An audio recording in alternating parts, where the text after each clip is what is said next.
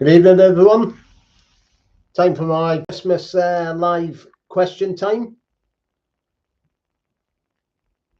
Hope everyone's ready for Christmas. All got your presents and everything in. You know what to do. It's a normal thing. If you've got any questions, post them up down the, and I'll answer them when I see them on the screen there. Anything to do with on the buses at all. I am hoping to put up a video in the next few days, which is centered around Ponton's closing, which I recorded a while ago. So that should be all up and on this site within the next 2 or 3 days. And obviously there's the other video as well that you'll see as well, which is the video of the documentary about holiday, the making of on holiday on the buses.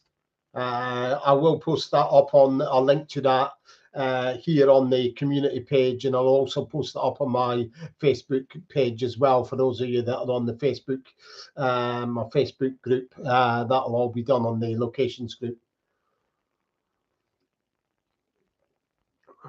I'm not sure exactly the running length of the documentary because it's not me that's putting it all together.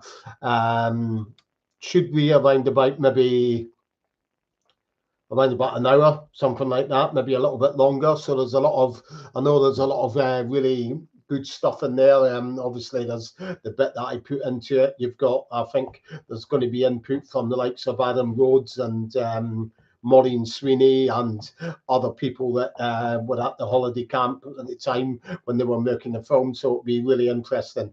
Real gems of information that you might not have known. Well, you definitely won't have known about the film. So if you want to just post up any of your questions and I'll answer them when I see them on the screen.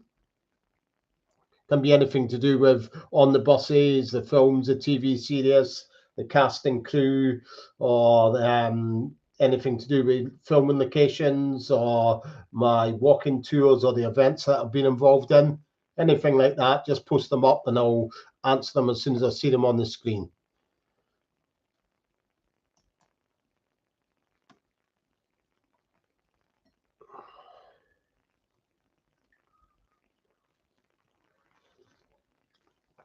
And if you, I hope you people got the link to the new place where you can buy my book from, the Filming Locations book.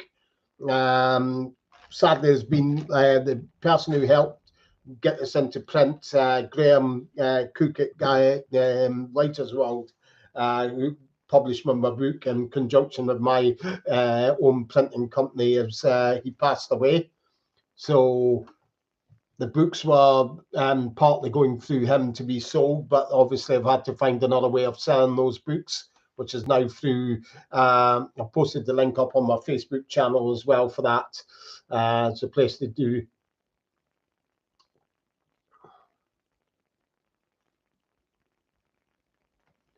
What on the buses related events do you have planned for 2024? Well, for me personally, it'll just be walking tours around. I don't know, probably organise a couple, maybe Boreham Wood or Wood Green or Wembley, areas like that.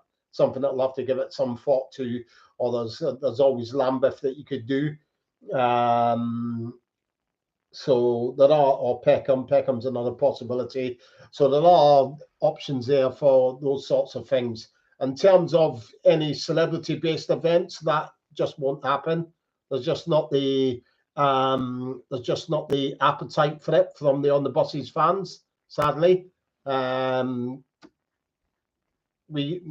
and who organise the events together, we've put on events over the last 3-4 years that have had a really good, strong list of celebrities attending, and there just hasn't been the turnout from the fans. So it's just not really viable, financially viable. To run these events, you need a really good, strong turnout from the fans. Talking in terms of 50 to 100 people. which just hasn't been happening of late. So we can't go on sort of hemorrhaging our own money to put on these events.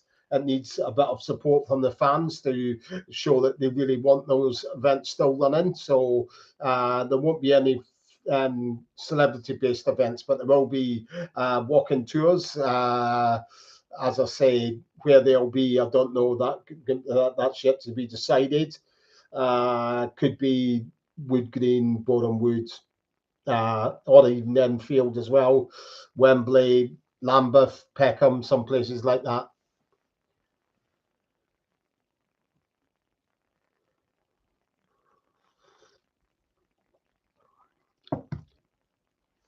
So we'll keep your questions coming in. I'll answer them for you as soon as I see them on the screen there.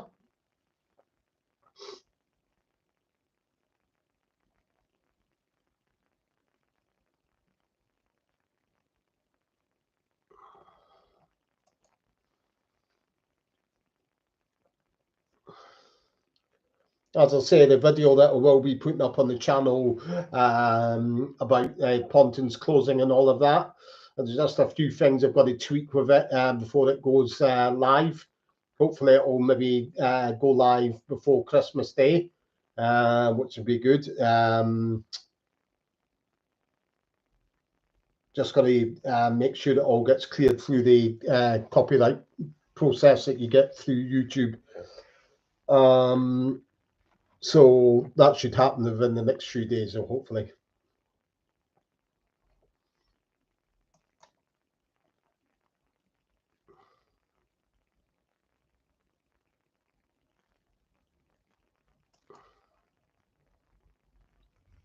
As for the Pontins itself, the situation there, obviously, it's about a month since we had the sad news about it closing down. It's a little bit more, I would say it's a little bit more hopeful than what there was anyway. I mean, obviously, the hi, Scotty. Yeah, as I was about to say, Scotty, it was a shock at first when that news came through, but I'd say it's a little bit more hopeful going forward. I don't think the site will be flattened. I don't think it'll be demolished, sorry, to make way for housing. That, according to locals and councillors and all that stretch of land where it is like near the sea. So it would be very much prone to stuff like flooding when high tides and all that come in. So it's unlikely that you will get housing built on that land. So that's one good positive thing. From what I hear, they're actively looking for buyers to the site, as in other holiday other holiday farms. So there is a chance that it could be bought and taken over by another company, which would be good, because I can't see that they would do a heck of a lot of changes to it. So things are looking a little bit brighter, but still a very worrying time, because obviously there's a heck of a lot of filming locations based around there, and a lot of memories around the films. You'd like it to stay as much as close to us as was as possible, really. On a purely selfish point of view, from my point of view as a person who likes to go and visit filming locations, you want them to be as close to as they were when they filmed there as possible.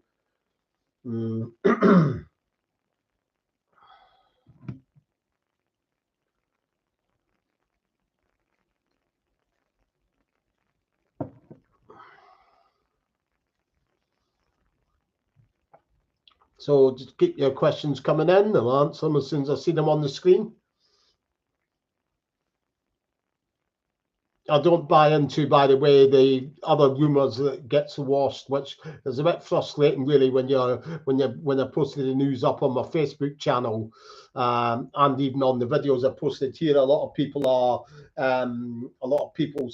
dive in and say, "Oh, it's going to be used for asylum seekers and all of that," which is, I don't buy that at all, because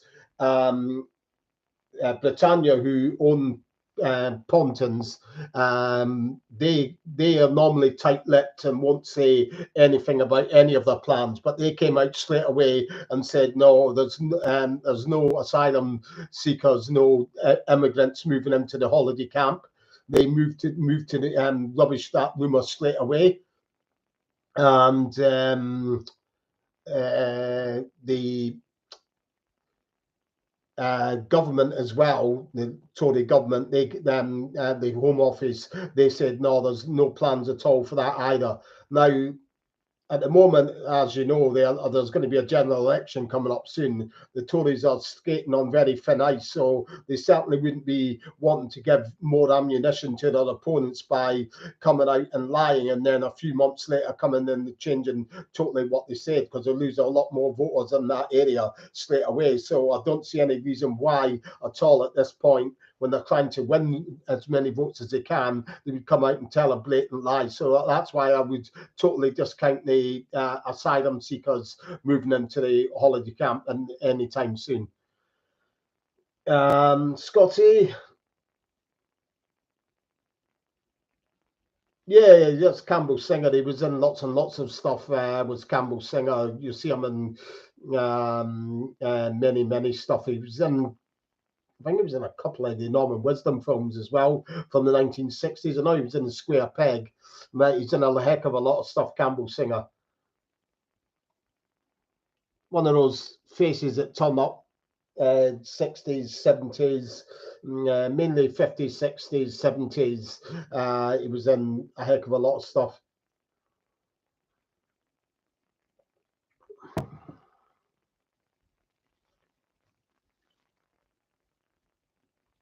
Yeah, that's the 2 episodes that you've got. Obviously, you've got the 2 5-minute sketches that they made for the ITV Comedy Carnival, they called it. One of the 5-minute sketches got is lost. Obviously, they rubbed over it, and the other one is still out there. It's on a box set. This box set here, actually. Hold on. It's on that box set there. That's the one when you see Reg Farm is not in that one. I think that was in 1972 Comedy Carnival. I think that's the one where you see they're chasing after the turkey in the depot.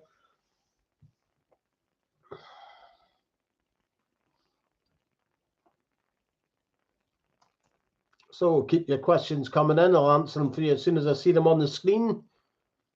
And as I say, I hope you're all ready for Christmas.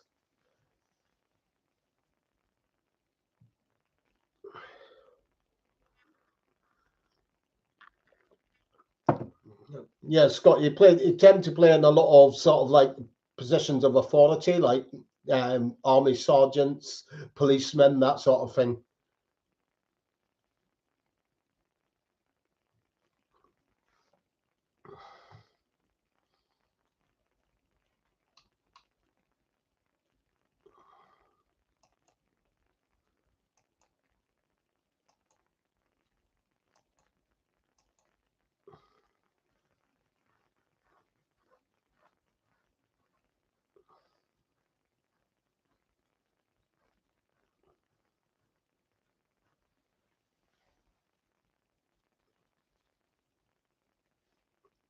Well, that was around the time that he was, obviously, the doctors were telling him he had to rest, you see.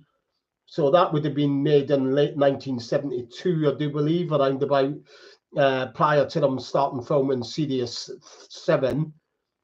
So you probably already had his sort of like regular checkup with his doctor, who told him then you needed to rest. So obviously, he would have taken every opportunity. Obviously, that work there wasn't anything immediately important, so obviously he gave that a miss, and then only done half of Series 7 before he done Holiday on the Buses.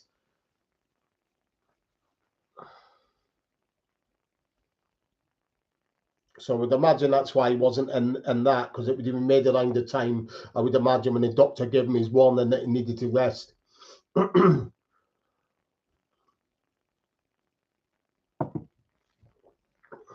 Yeah, that's a good point, Scotty, because it came out Boxing Day 1973. So yeah, 50th anniversary of it actually being released.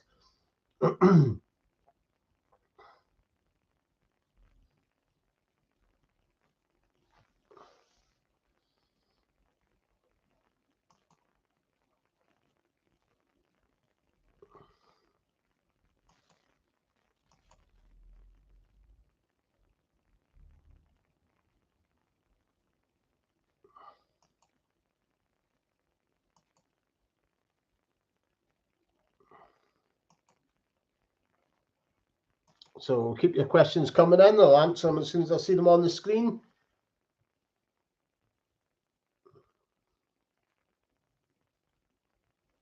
Yeah, that's right. Two of Doris's sisters.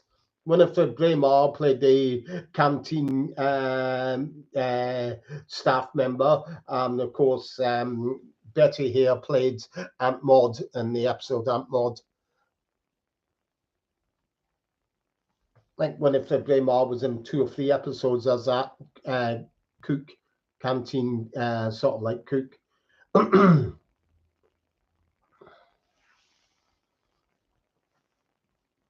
course, all of the cast members they all had a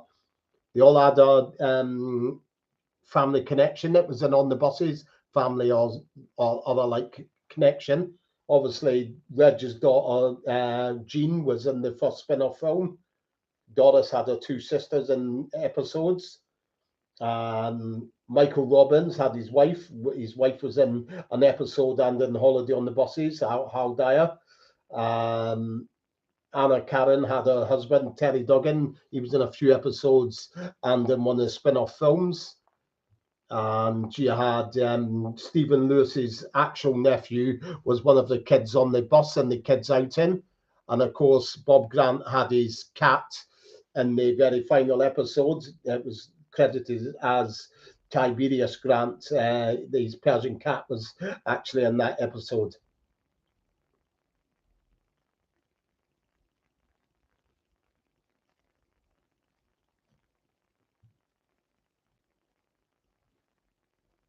No, that wasn't his kid. His kid wasn't actually. You don't actually see him in it. That was somebody else who played him. That was Sheridan L. Russell who played his actual nephew. But Stephen Lewis's nephew was just one of the sort of like nameless kids on the bus. Also, one of the kids that was on the bus in that episode was producer Stuart Allen's daughter, Lucy Allen, who went on to be a prolific stunt woman. She still works as a stunt woman in films now.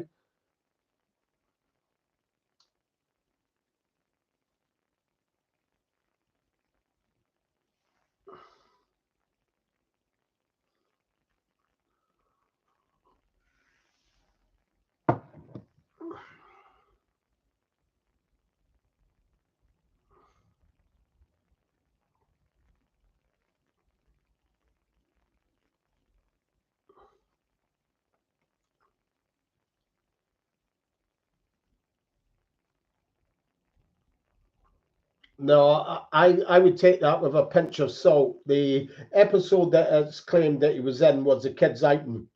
But I've scoured through all of that episode, and other people have as well. And there's at no time is there anybody that looks remotely like Russell Grant in that episode. So unless he's mistaken and he's got the episode wrong that he was actually in, I don't actually see that he was actually in it.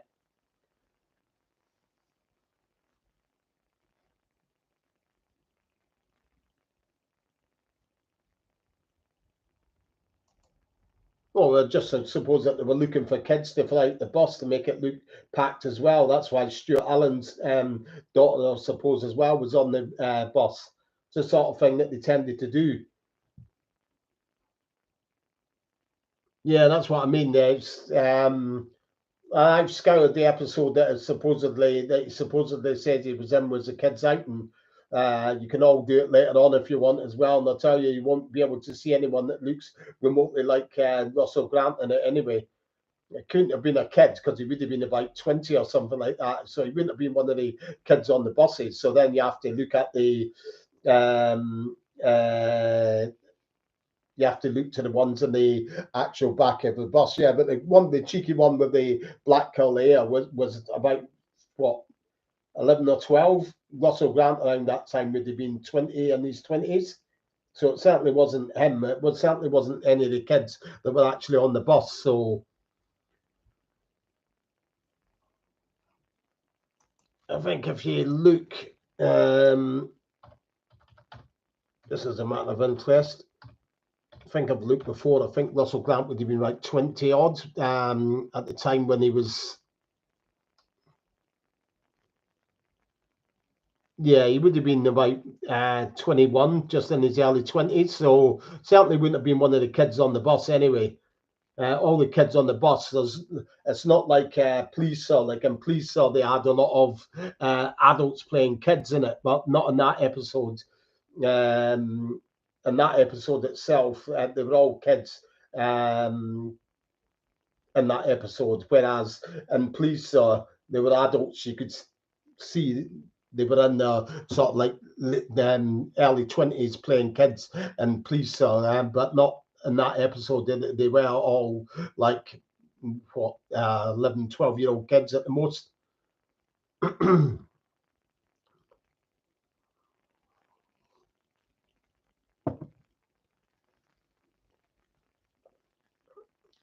Been looked around all of that as well. Believe you me, every busman in the background are being scrutinised, and there's nobody that really stands out as immediately as saying, "Oh, that's Russell Grant there." So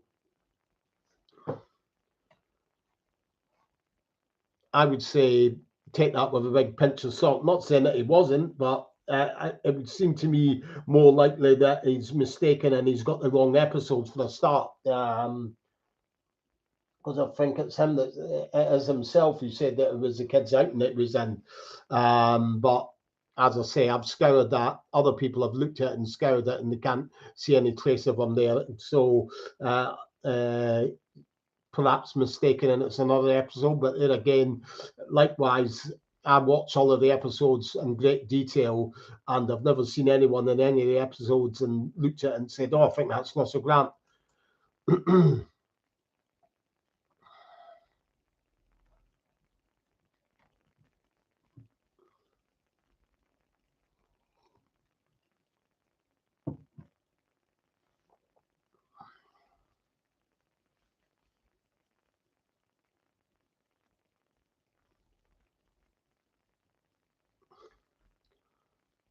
So just keep your questions coming in. I'll answer them for you as soon as I see them on the screen.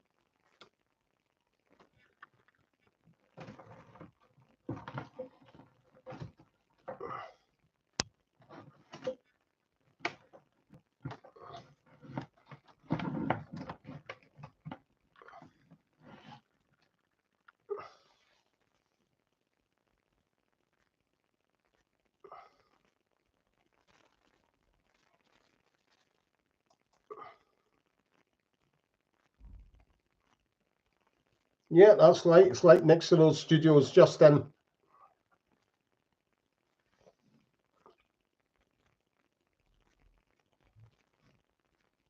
Not the, and some people always make that same mistake. But those studios there are not the studios that they filmed the On the Buses films at. They were at the other studios about 200 yards, maybe 250 yards to the southeast of where the BBC Elstree studios are. A lot of people make the false assumption that where they filmed EastEnders, they filmed the On the Buses films, which isn't the case.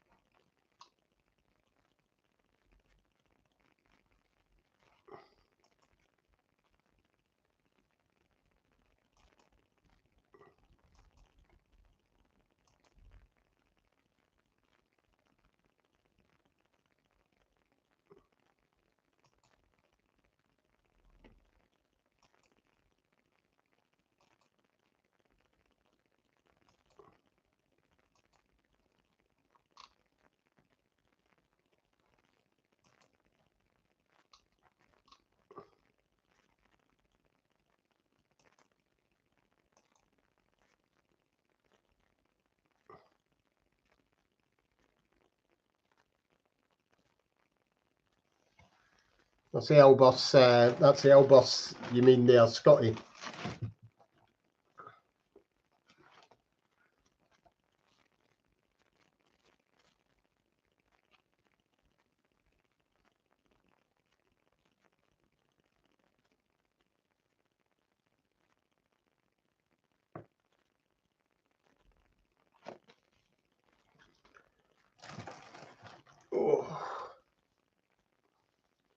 So keep your questions coming in. If you've got any more questions, just post them up and I'll answer them for you as soon as I see them on the screen.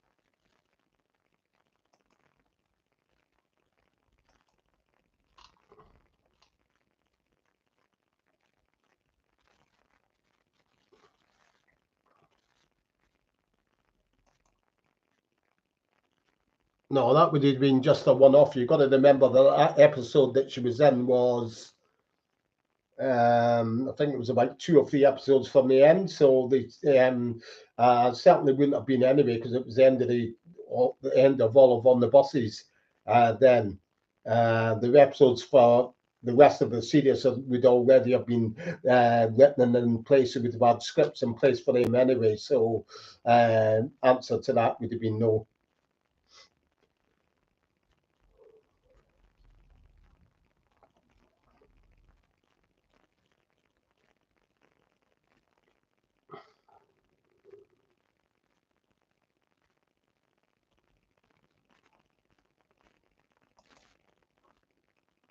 Yeah, I think that was a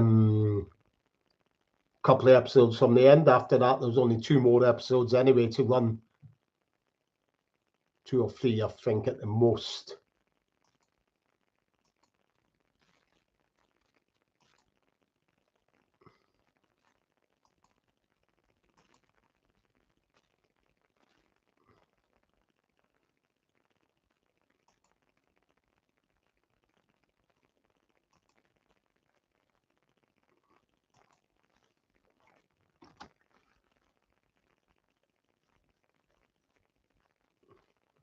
I'll just check my thingy here as well, get my TV guide out, and I'll check to see when they not checked it. I take it must be probably around New Year or something like that, or Boxing Day, when they've got the on the buses phones on.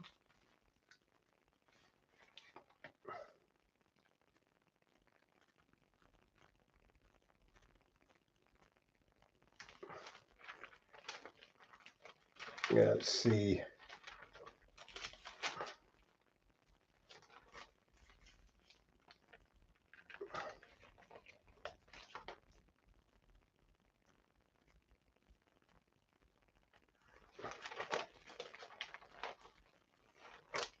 Be active. It was on Boxing Day.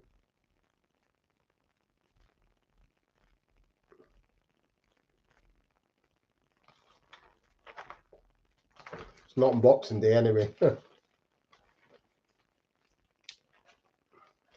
So you got any questions? Just keep them coming in while I'm trying to find where the on the buses forms are on.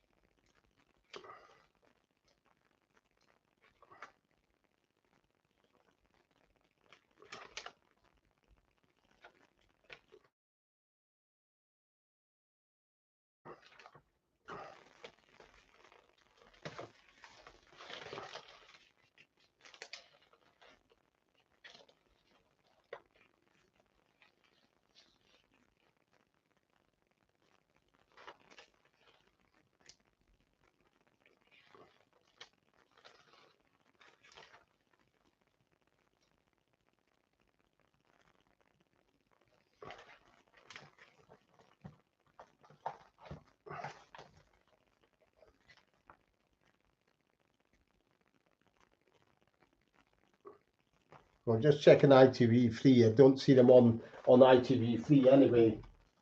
Oh, I'll check my guide elsewhere as well. So just keep your questions coming in. Anything to do with the TV series, the films, the filming locations, anything like that, or the walking tours that I've done and the events that I've been involved in.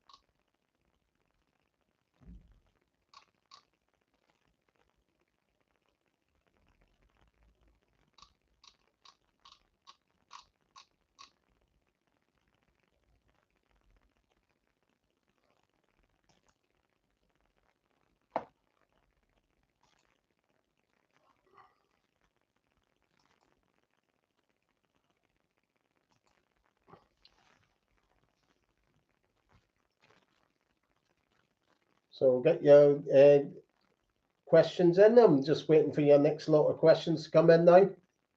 Just post them up on the screen there, and I'll answer them as soon as I see them.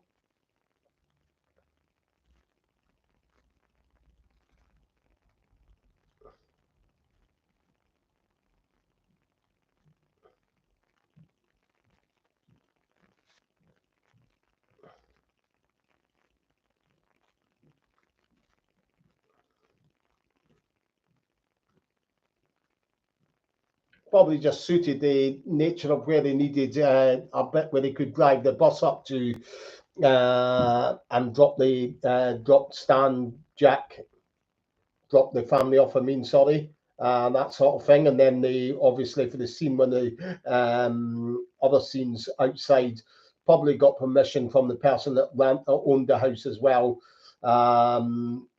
obviously it wasn't very far from the studios as well, only about quarter of a mile away. So probably that's why it ended up getting filmed there.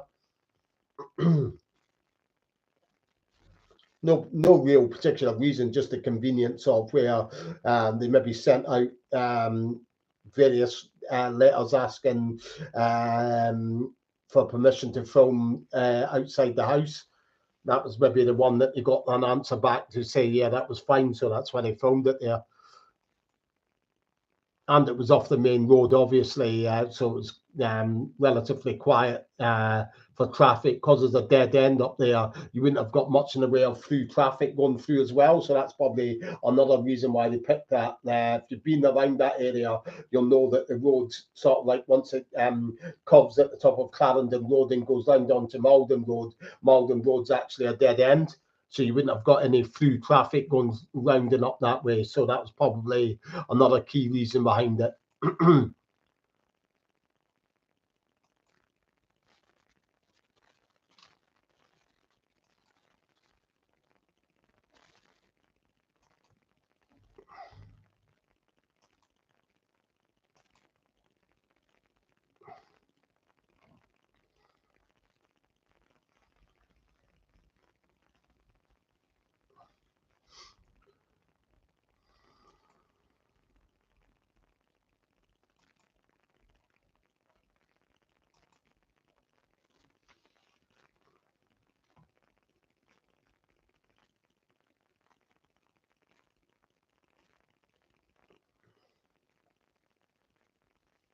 Yeah, because it would have been in the.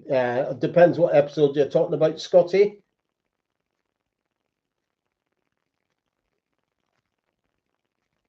In both instances, they more than likely were filmed in the depot.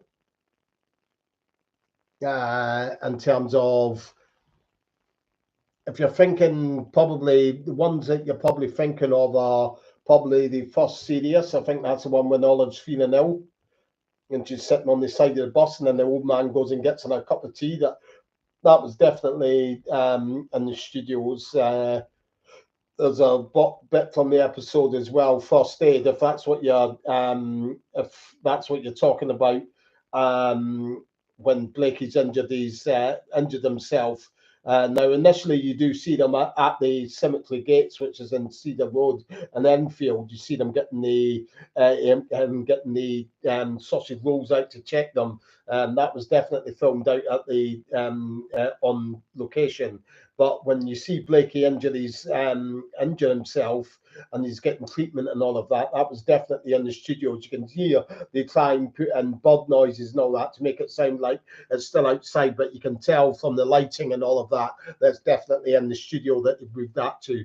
Obviously, probably because they couldn't film there for too long, so that took a little bit more, a longer time to film with Blakey getting treatment and such like. It was a slightly longer sketch, so they couldn't stay parked. They couldn't stay parked in that location for too long, so they probably had to film that part of the scene back in the studios. Yeah, the cemetery gates part was real when he goes to, you can see when he's going to check the sausage rolls, you see the gates in the background. That was definitely all filmed out on location. But as I say, it's a part after that, which you'd be led to believe that it's still at the cemetery gates when Blakey injures himself and he's sitting on the edge of the bus step. That was definitely back in the studios. You can tell that by the lighting and all of that. As I say, obviously they didn't have the enough time to complete the rest of the filming of that scene to do that. So that would have been done back in the studios.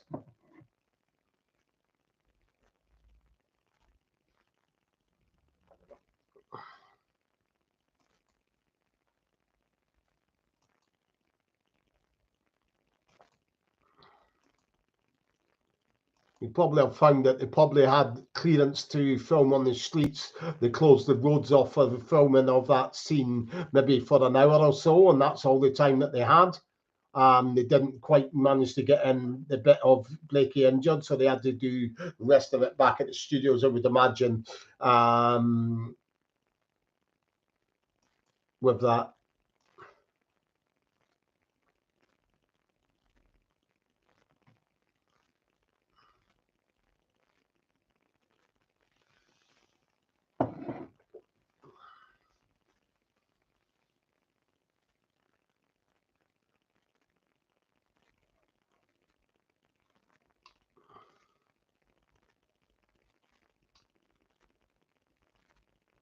Well, yeah, there would have been cuts and all of that, without a shadow of a doubt. People always ask this question as well. Like I think they were asking on the Facebook page about the documentary that's coming up and saying, would there be any outtakes in it? Nah, because quite simply, they didn't keep any outtakes around that time when they were making on the buses. Keeping outtakes and stuff like that only became a thing to do once you had, in the late 70s, you had a show called It'll Be All Right on the Night, which had outtakes from films and such like, and they became more popular once It'll Be All Right on the Night became a big thing. So any outtakes would tend to have more chance of being kept thereafter, but not in the late 60s, early 70s. Around that time, it was just the done thing to do would be to record over it. If it was recorded on tape, they'd just use the tape again. That's how they dealt with it. The outtakes weren't kept then. Yeah, that was Anna Karen's dog. That was Scotty.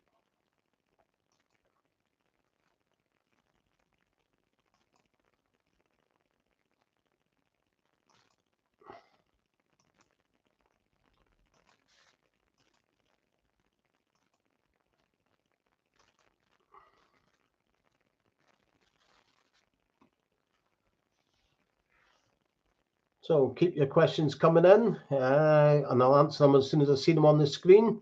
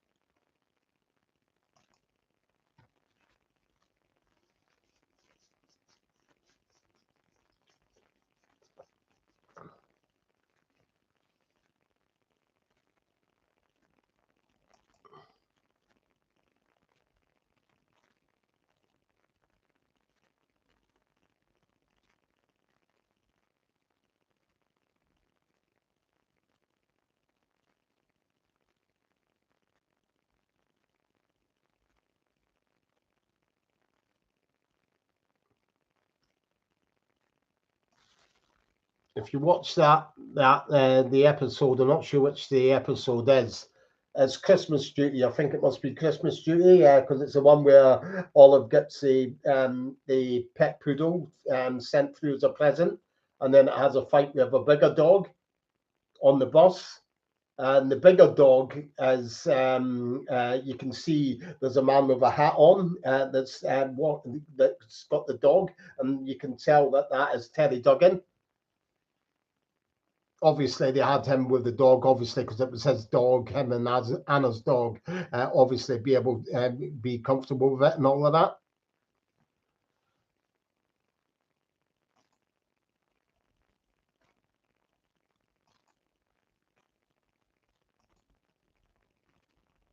That would have been Anna as well. Anna was a great dog lover, even up until our sad passing. She still kept a pet dog as well.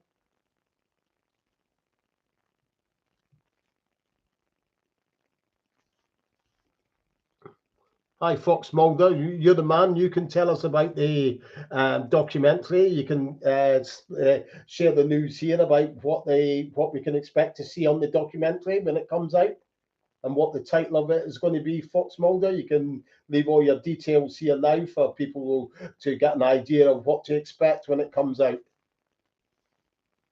Or what? I'll wait for your message coming up.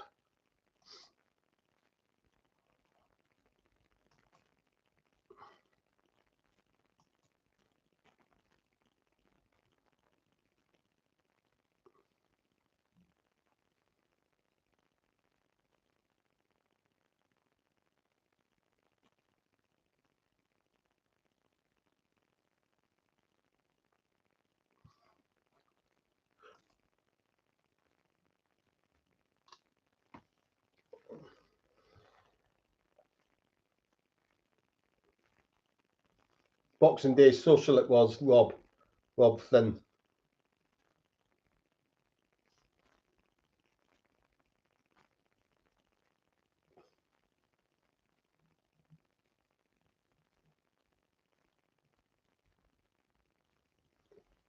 Yeah, he was in plenty of episodes. He's also in the paint shop, obviously, as well as played Nobby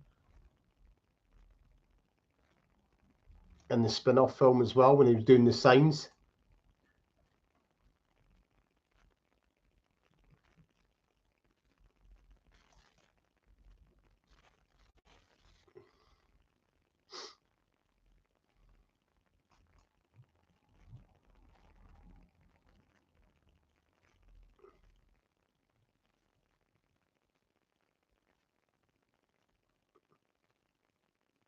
Yeah, it was shared to, I think it was like 67 countries around the world or something it went to Justin. So yeah, it was very popular in the around the world, especially in places like Australia, Canada, New Zealand, your low countries in Europe, such as Belgium, Holland. Um, Also in Scandinavia, it was popular as well in places like Sweden, Norway. So yeah, it was, and in India, it was quite popular as well. So it was popular right around the world, really.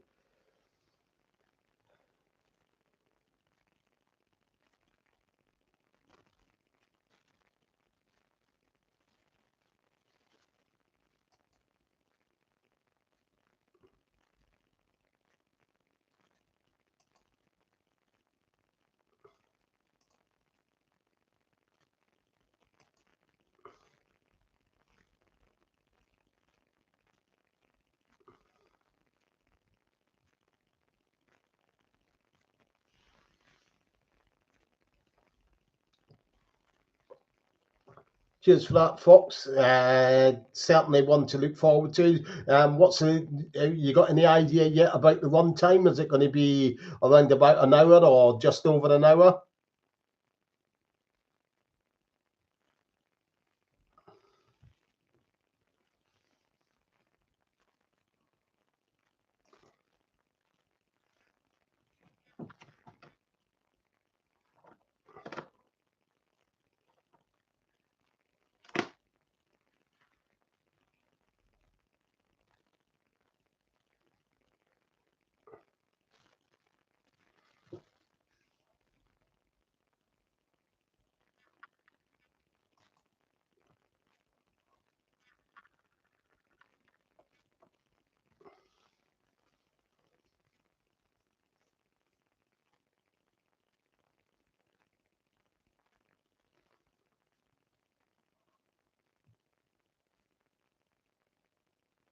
That's great to hear then. Yeah, certainly something if we look forward to. As I say, when that documentary comes up, I'll share a link here on this on the YouTube channel on the community page, and also put a link up on my Facebook group, the on the buses, the filming locations now and then. That'll all go up there as well, so people will know when it's available to view.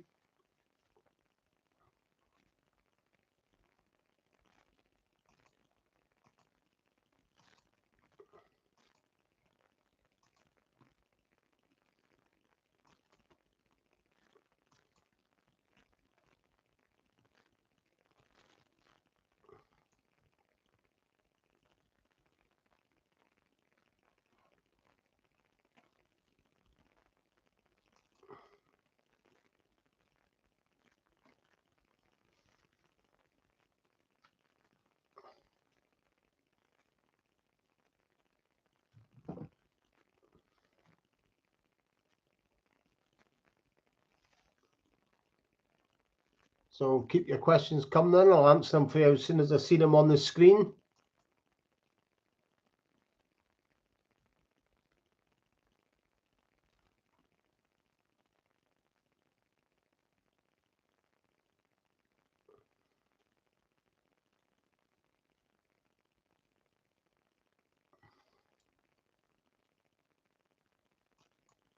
course, you've been down there as well, Fox. You're like me. Oh, that was Kenneth Waller, who went on to be inbred, Scotty, I do believe. So you, like me, Fox, you've been down to Pontins as well, Preston Sands. I was down there on the day that they announced it was to close.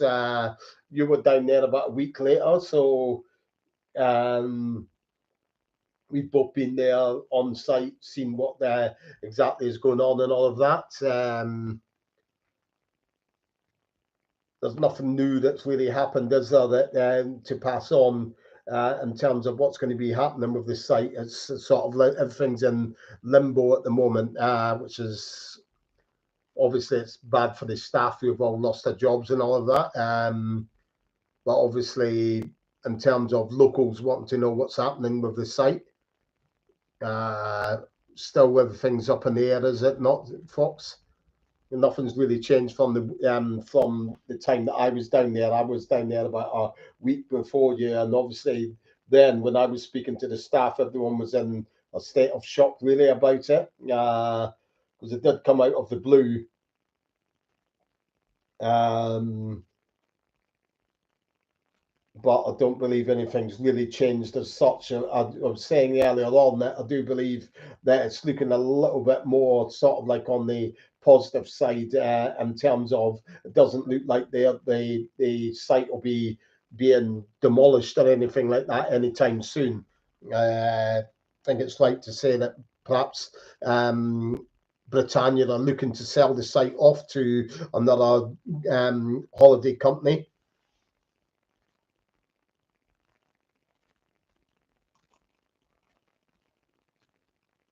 Which again goes against the grain of where some other on the buses group claimed that the deal had already been done to sold to a housing development company, which doesn't really tally at all, because for something like that to happen, you would need planning permission.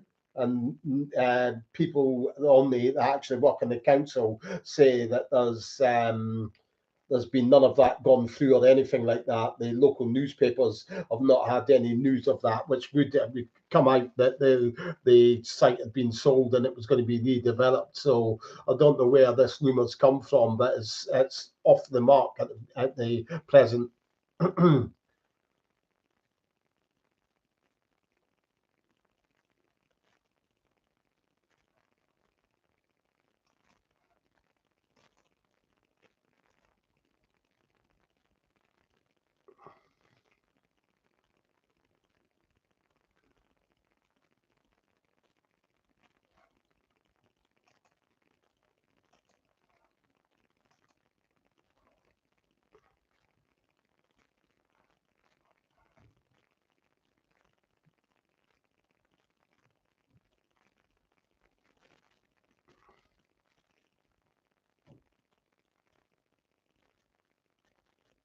Yeah, a lot of the actors around that were in on the buses were all well travelled, and a lot of experienced actresses and actors were in it.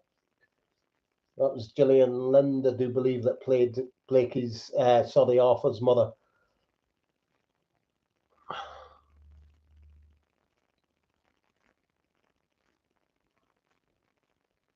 So keep your questions coming in. I'll answer them for you as soon as I see them on the screen.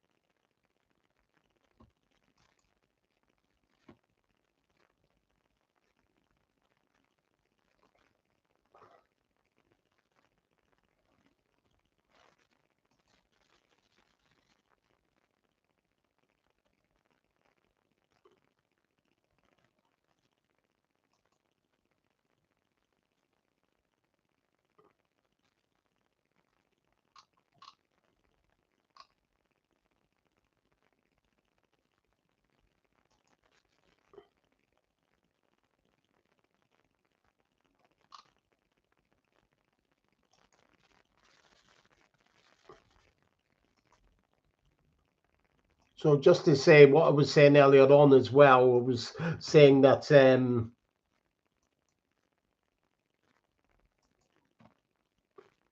that's where you'll be able to get copies from a book of my film locations book.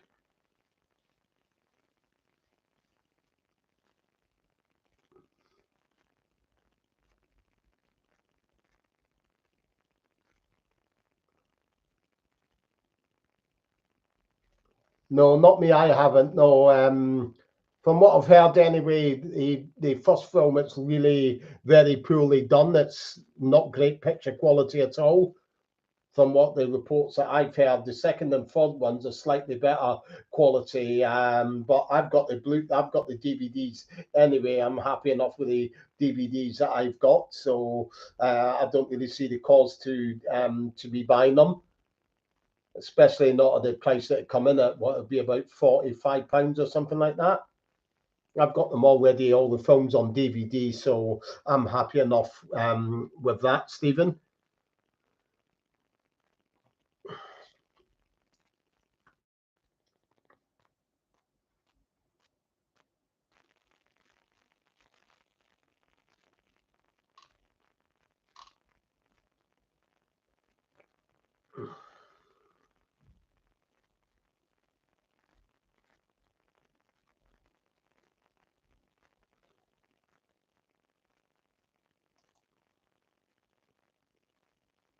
Yep, sadly won't be able to go down those sorts of do those sorts of tours anymore now, Scotty. It looks like. Yeah, that's right, Eunice Black.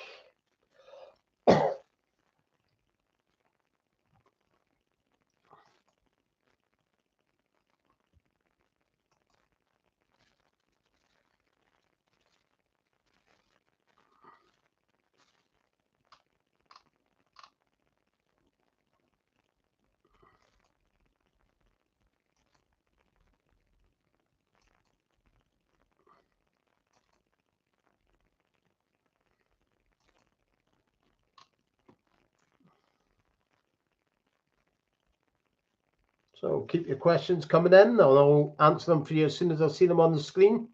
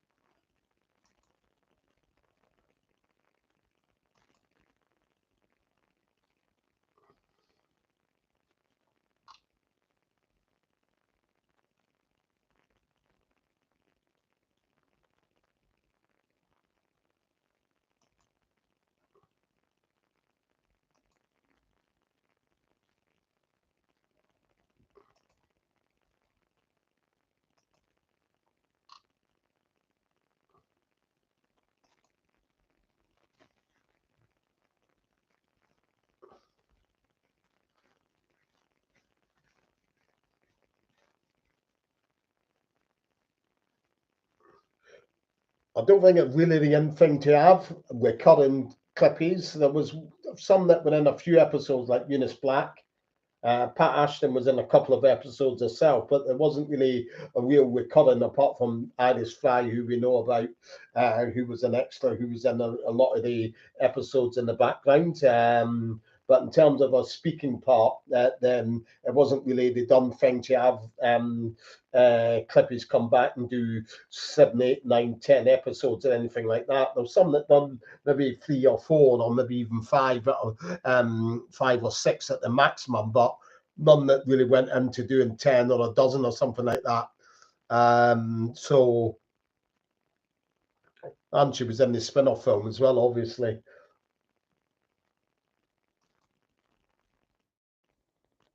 More renowned for I think a bigger renowned part was for when she appeared in alongside Bill Maynard and The Gaffer.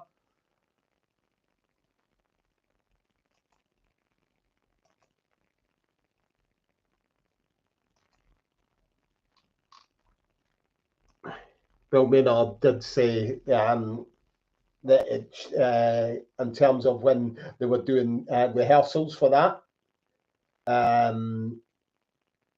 she was doing rehearsals and she was sort of she had to do a screen test for the part of the secretary, and Bill Maynard got the names mixed up. He said he preferred the other woman that they had for the part, but he got her name wrong and said Pat Ashton. But Bill said that he said that it was the best mistake he ever made because Pat Ashton was absolutely brilliant in the part. He said it was the best mistake he'd ever made in, I think, in show business or something like that.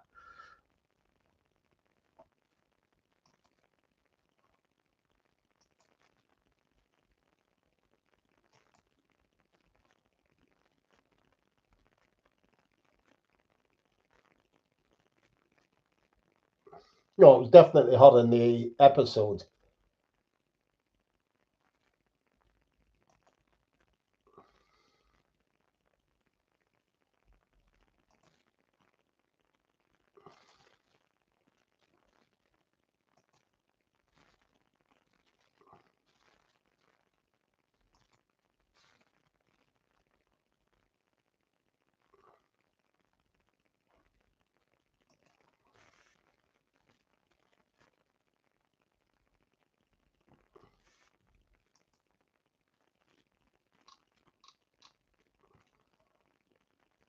So keep your questions coming in. I'll answer them for you as soon as I see them on the screen.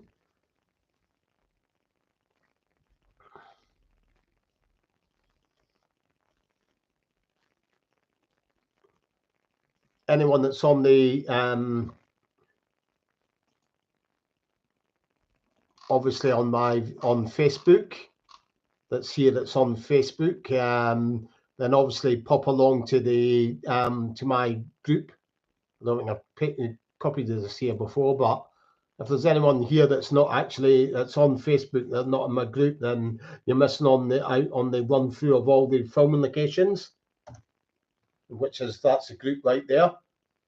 So I own the biggest database of on the buses filming locations in the world, and at present we're running through that at the moment. We're up to about 270 odd just now, just working the way through Series 7. By the time we're finished, I think the figure will be about just over 700. So if you're into filming locations, and especially on the buses ones, that's the only group to be on there that I've posted you the link to. If anybody that's here that's not actually in that group at the moment, I do recommend that it's a place to go to see exactly where they filmed on the buses.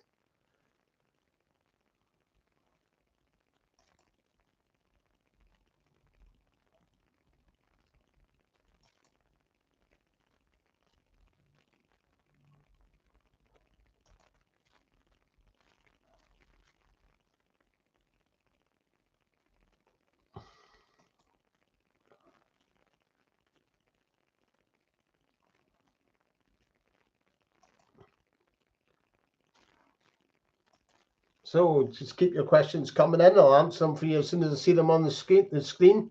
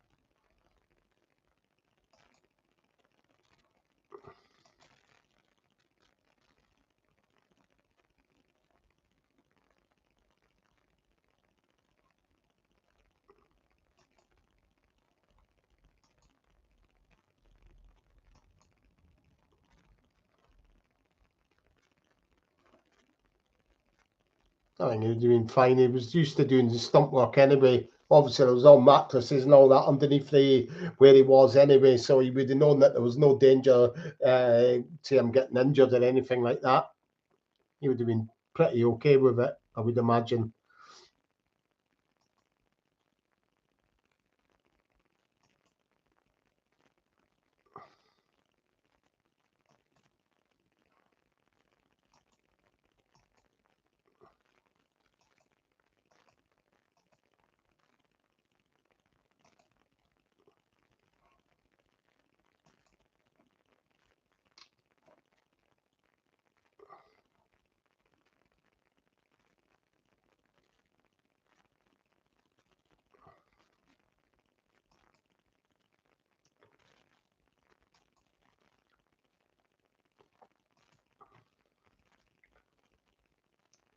So keep your questions coming in. I'll answer them for you as soon as I get them on the see them on the screen.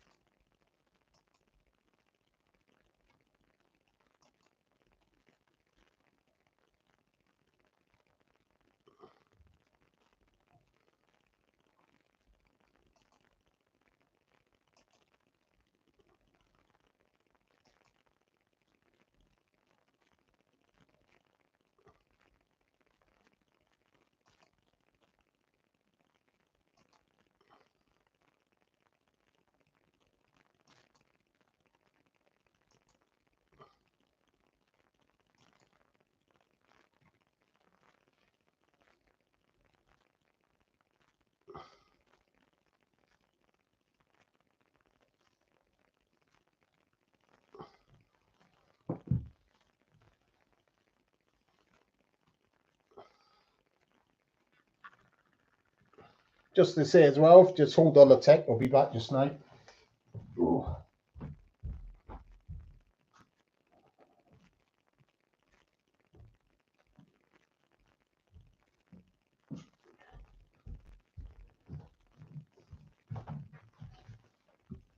So if you're looking for any late Christmas presents, obviously you've got options in the form of books. That was the first one I wrote, the complete story. It's now available as a paperback, as a green colour. You might see it on places like Amazon. That's the book there. That was the very first book that I wrote. Yeah, go ahead, Ian. Just ask away, and I'll answer it as soon as I finish this little plug here. That's the second book that I've done, an A to Z of On the Buses. So it all covers everything in an A to Z format. So one or two interviews in there. There's one with Bob Grant, and I think there was another with someone else. Can't remember who it was in there. Damaris, I think, or something like that. And obviously my film locations book as well has over 200 film locations in there, and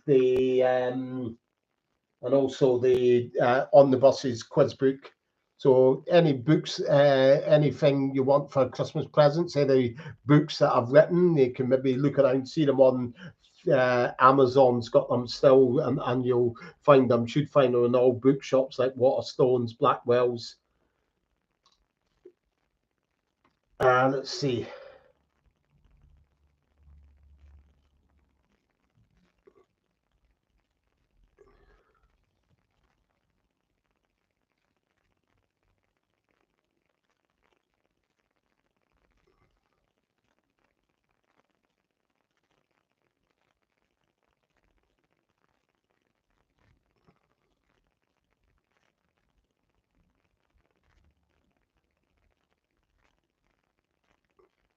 Not sure. Doesn't it say exit above them or something like that? I know there's a sign on the wall that says that warns of babies crying and shally, what so and such like.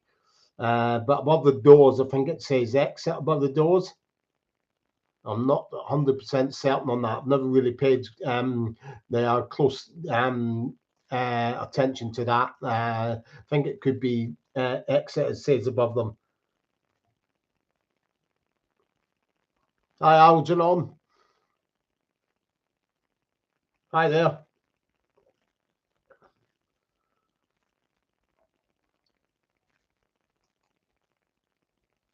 Hope you're all ready for Christmas and got your presents in and everything like that.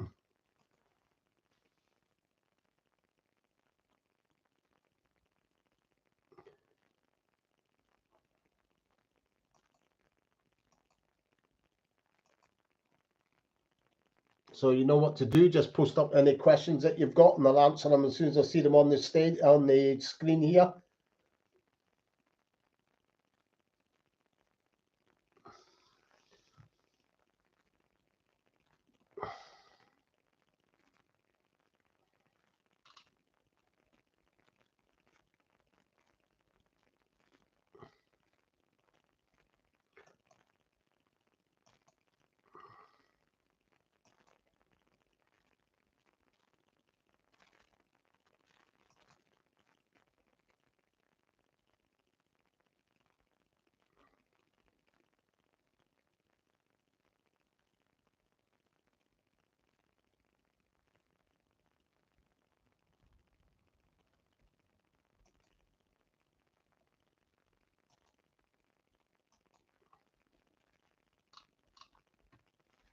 So post up any questions you have, and I'll answer them for you. Anything to do with the cast, the crew, the films, filming locations, anything to do with my books or the walking tours or events that I've been involved in, and just ask away.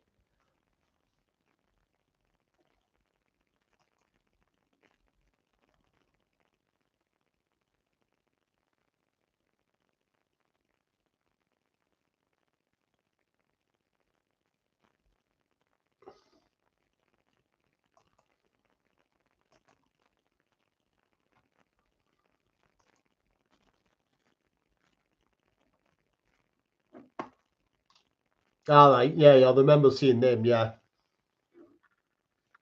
Oh, that was out. They could do that easily in those days. So Ian, that was the one thing that they wasn't really any hassle with in those days before they obviously clamped down on it when they realised what sort of effect smoking had on people.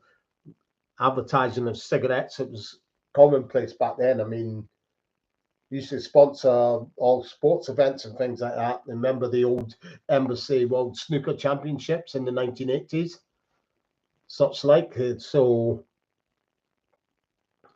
why they had them above the doors was a bit of a weird thing. I don't know if it was just an advertising thing back then, but must have been. But weird place to really have them advertised just up on the walls, above doors and all of that.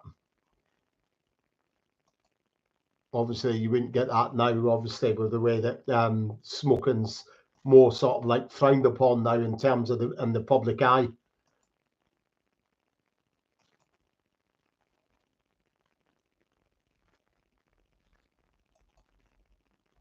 Yeah, changed times there, Ian.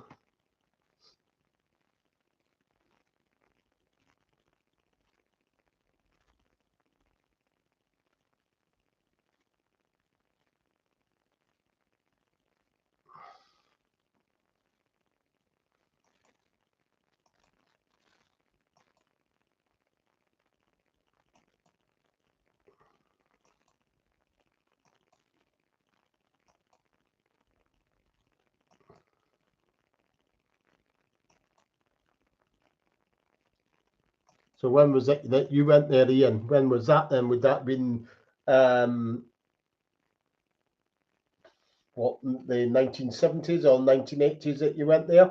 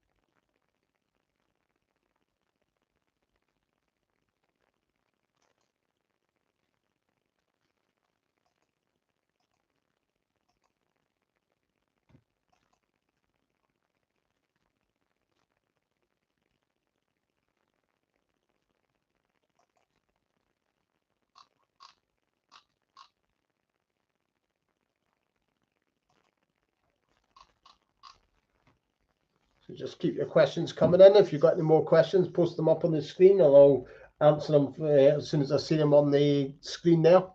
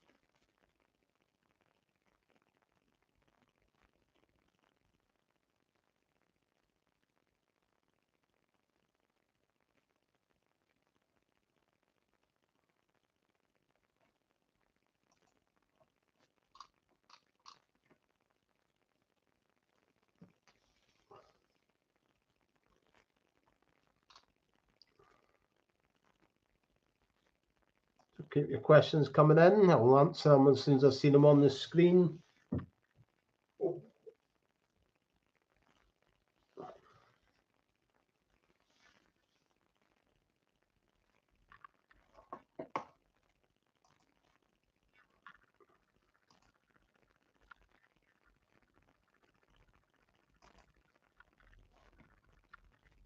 As I say, anyone that's come along and joined later on, I do hope to add on my Ponton's video in the next maybe 2 or 3 days. It should be up ready to view. Should be there up before Christmas anyway. I've near enough finished editing it all and just need to make a few more tweaks and then should be good to be put up on the channel.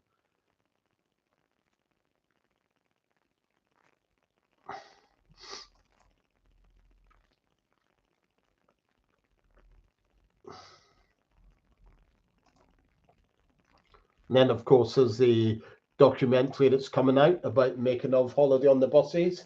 We had Fox Mulder on earlier on, just pointing out runtime should be somewhere around about an hour and a half. That should be appearing around Boxing Day. So that's a couple of things for you to look forward to.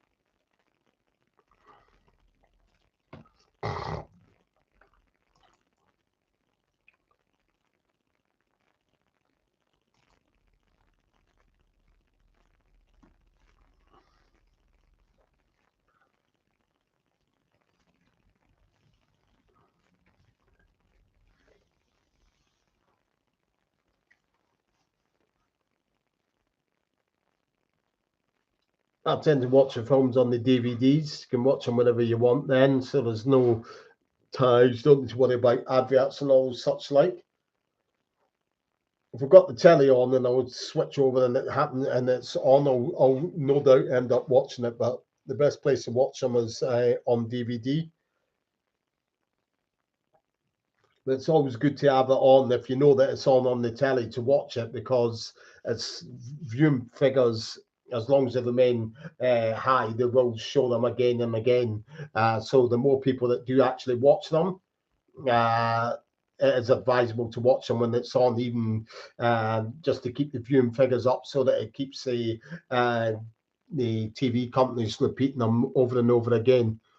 It's when you don't get people watching them and the viewing figures fall as the time the winner might think, wow, there's no real point. No, there's not an audience for it. So it's always important to watch it when it's on, I find.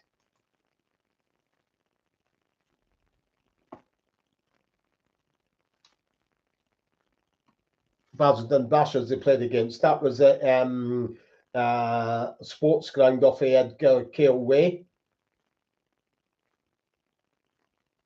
Edgar Cale Way, it's called. The well, sort of that's where the road that leads into what was the football pitch, right next to Dulwich Hamlet FC, the football ground that you see when they see them running out onto the pitch. You see another football ground with floodlights.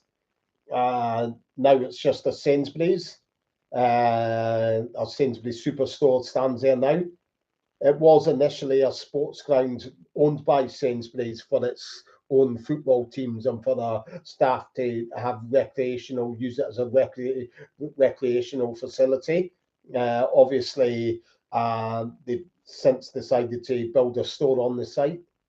Maybe the cause for it being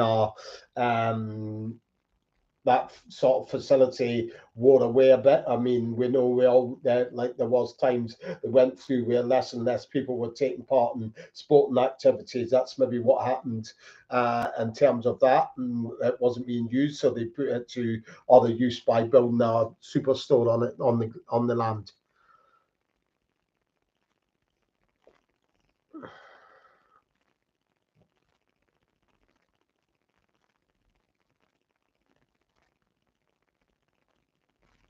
Yeah, they shouldn't be on there by rights. Any of the episodes shouldn't be on YouTube because it's all down to copyright.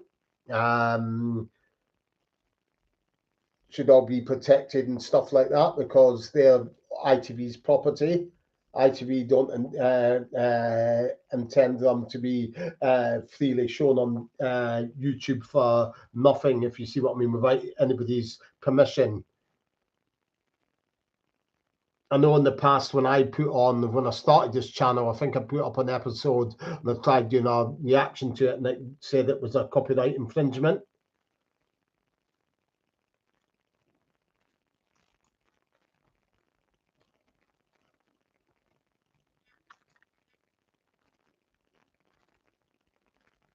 Yeah, well, it would have been filmed, I think, around about February, March time. That's when it would have been filmed. Yeah, probably around about March time, so end of winter and early spring it would have been filmed.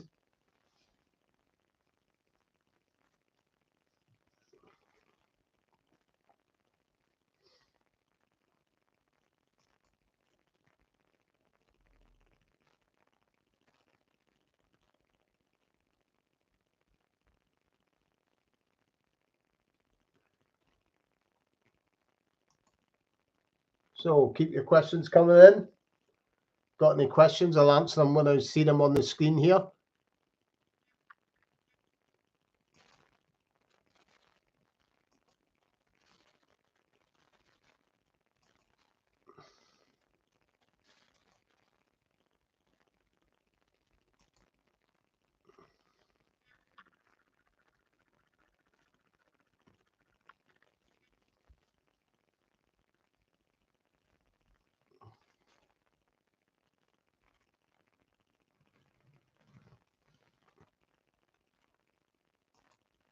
Yeah, good old Iris.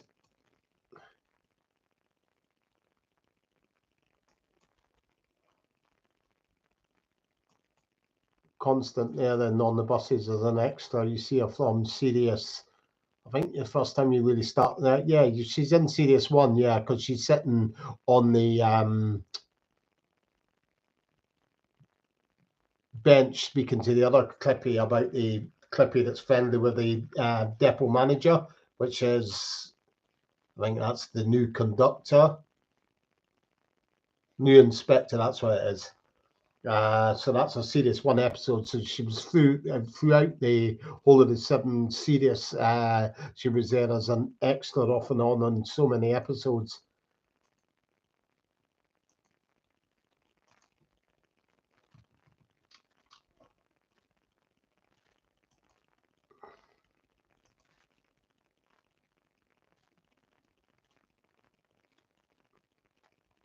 Yeah, that's right. Chalky wasn't so obviously as prolific as Iris Fry was, and obviously Chalky was actually played by two different actors. I think Chalky you first see him as in Series 2 Chalky. That's Glenn Witter playing Chalky up until Series 6. He's in a Series 6 episode as well, and thereafter in Series 7, Chalky's played by another actor, Jules Walter.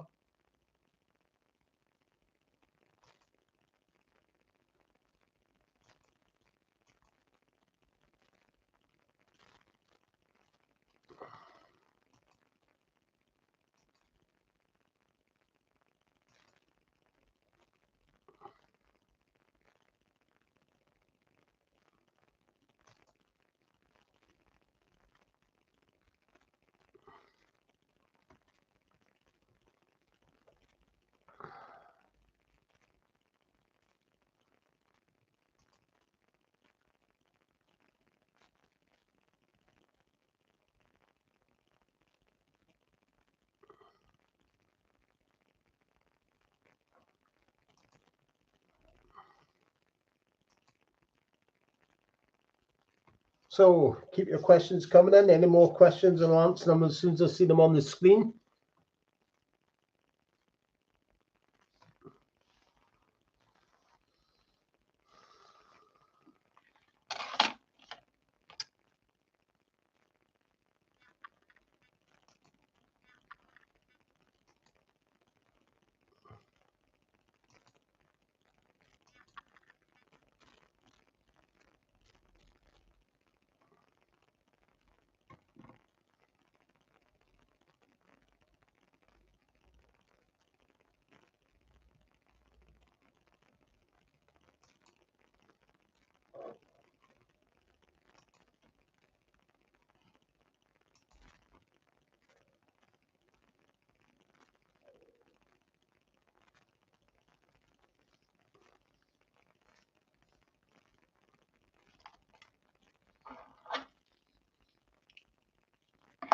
So just post your questions up. As soon as I see a question, I'll answer it.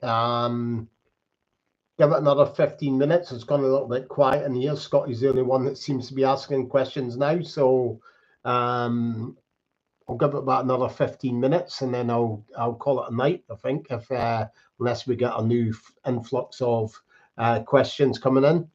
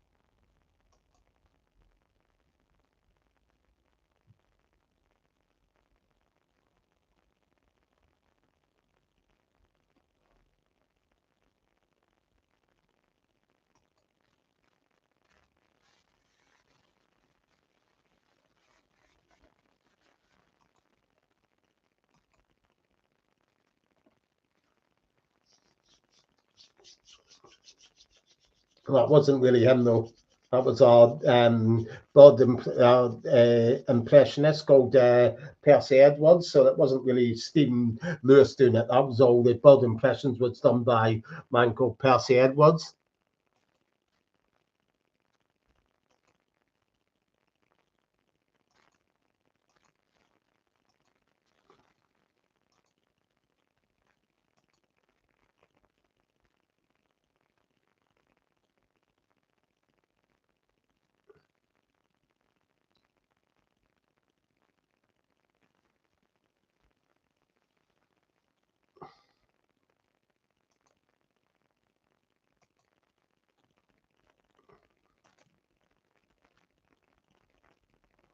No, as I say, that was done by an actual person called Percy Edwards, who was great at doing bird impressions. So was actually done by somebody. It wasn't just a like recorded by actual birds. It was actually a person who actually done the effects.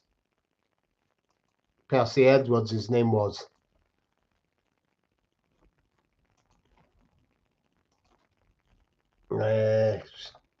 I'm sure he done other stuff as well. He might very well have done other TV work as well.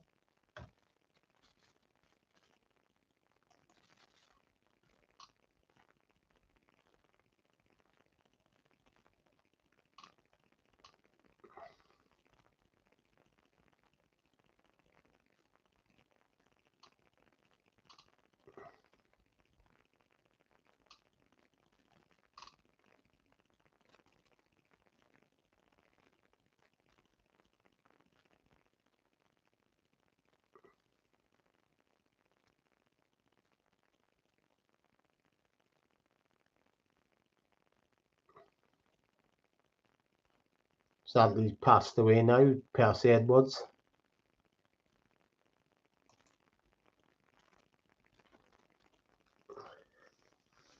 Yeah, he was on a number of the other shows. I think he was on stuff like The Goodies and other comedy shows such as that. And Heidi High he was even on as well later on.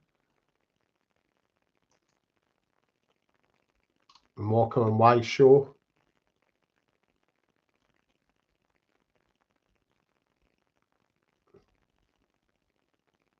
It's also apparently on he's got an uncredited part, and apparently he also made alien voices for the obviously the iconic sci-fi film Alien as well.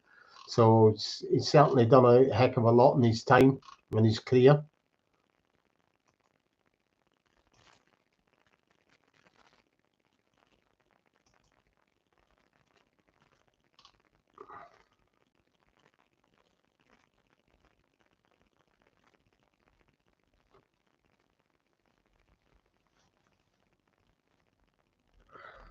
Wasn't a patch on the buses. It wasn't a terrible sitcom, but it certainly wasn't up to the scratch of On the Buses. I just find that it was.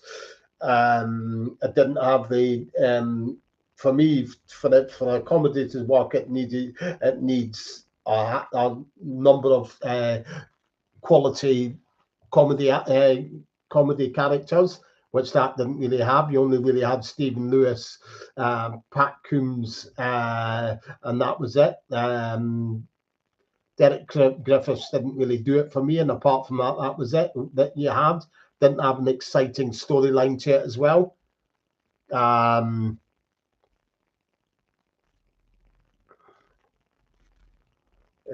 So watchable, but it certainly isn't anywhere on the patch of On the Buses. I've got it on my On the Buses box set, but it's not something that I dive to look and have a look at it to watch it. That actor was called Nosha Powell, Scotty, who played the busman Vic, he was also in the episode when he does the physiotherapy on Stan and the episode Bus Driver's Stomach. And obviously, he was in the spin-off film playing Turnaround Betty's husband.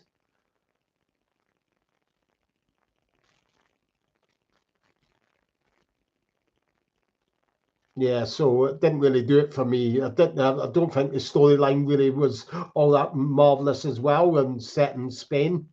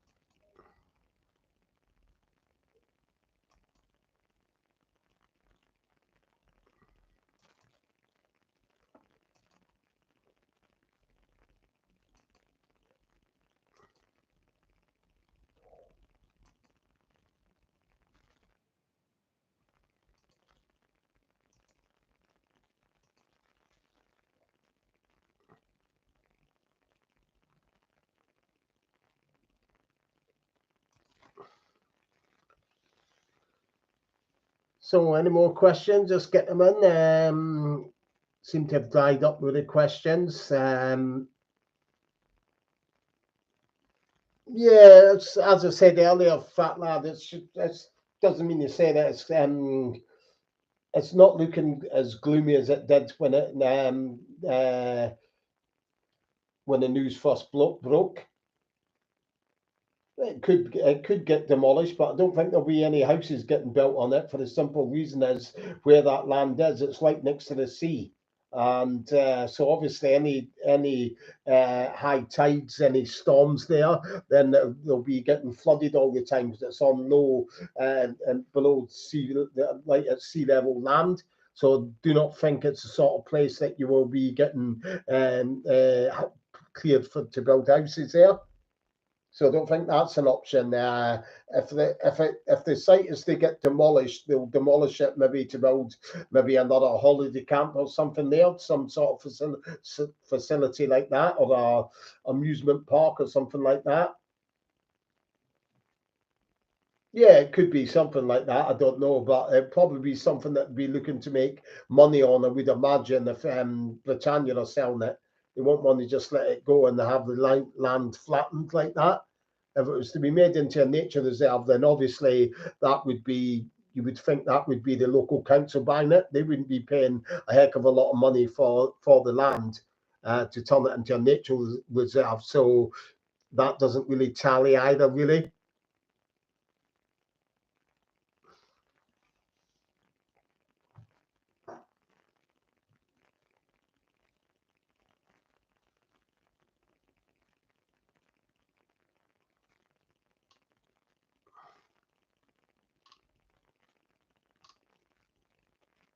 Well, I don't know what's happening to the whole site yet. You need to uh, sort of like wait and see what happens to the rest of the site. Obviously, I mean, if it remains as some sort of a camp, then the gates might very well stay there. They do make a nice sort of like entrance in and out of the camp. I wouldn't really see why any incoming new company coming in would want to really change them because that is a really sort of like ideal way to enter in and out of the camp. Although of course they do have the P on it for pontins, so it's not exactly something that they might want to have remain there. So they might put their own form of gates on there. We don't know. You just have to wait and see what happens.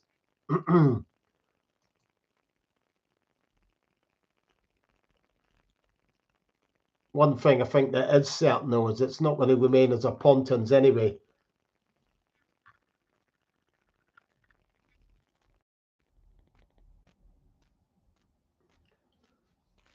Because pontins are still carrying on for the time being, although I think pontins might be a thing of the past if we give it another couple of years, I mean, or a year or so. From what I've heard, it's going to be a staggered closure of the other camps. I think there's two that are going to be closing next year. There's only 3 camps in total left. I think 2 are going to be closing around November, December next year, and then the remaining camp after that will be closing. I've heard that the remaining camp will be closing the year after that. So probably looking at maybe 2025 when Pontins will cease to exist as a operating company. So whatever happens with the camp, it certainly won't be returning under the returning as Ponton's camp, I would say, with a degree of certainty.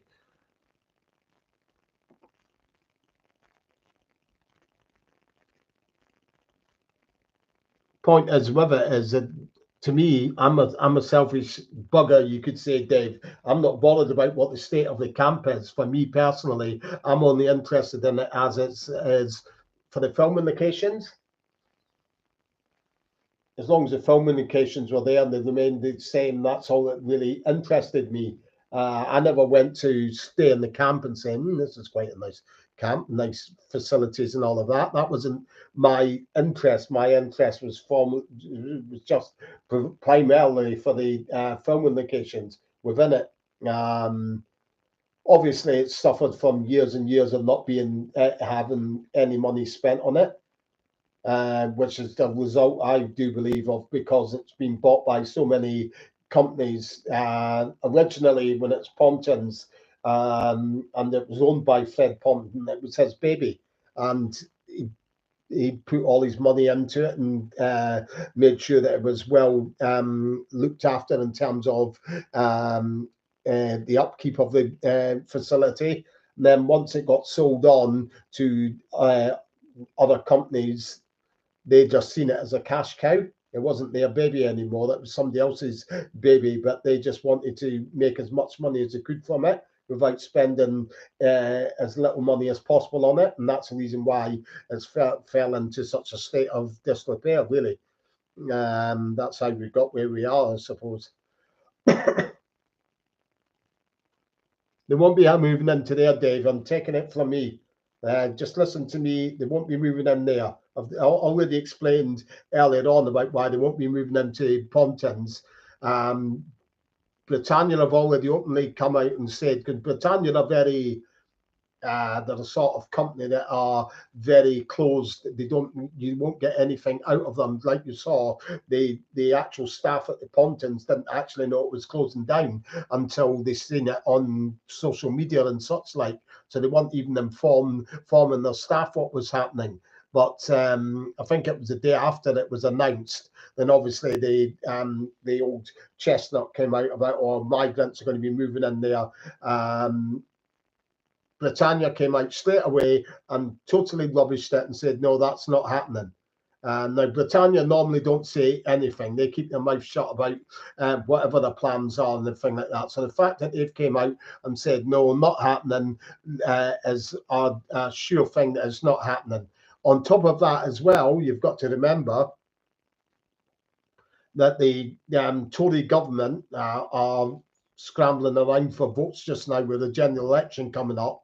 So why would their Home Office come out and say categorically it's not going to be used for immigrants, and risk losing a whole load of more voters in that little area there, because people will say, oh, well, they were lying. They said that there's no immigrants coming there. So that tells me straight away, no chance will be immigrants moving into that holiday camp. Not within the next year, 2 years. Britannia are looking actively at the moment, from what I understand, to sell it on to another holiday firm, whoever that may be. So we'll have to wait and see what happens. Nah, not at all, fat lad. That's nonsense. Absolute nonsense.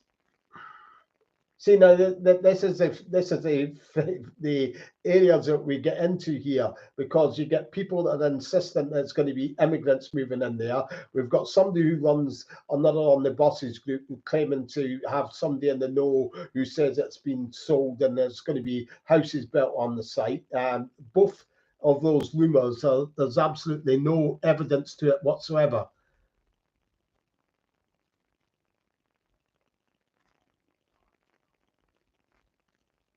I say that because the housing, being used to build houses on, won't happen because of, as I said earlier on, the land is on right by the sea, so it'll be prone to flooding and everything like that. It's not the sort of area that if you go to there just now, there is no real massive housing estates along the coast there, for that simple reason. It's all holiday camps or such like, apart from the odd one or two, but that is it. There's no real housing estates all around the coast, for that simple reason. They wouldn't build there for the flooding risks that you get now, especially with climate change and all that going on.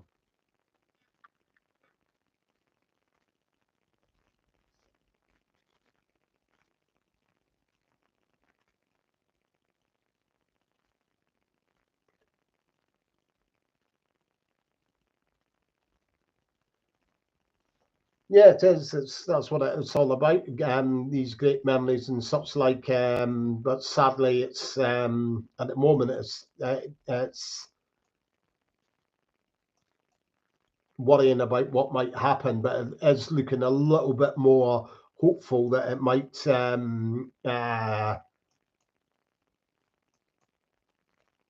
survive in some form, which is good.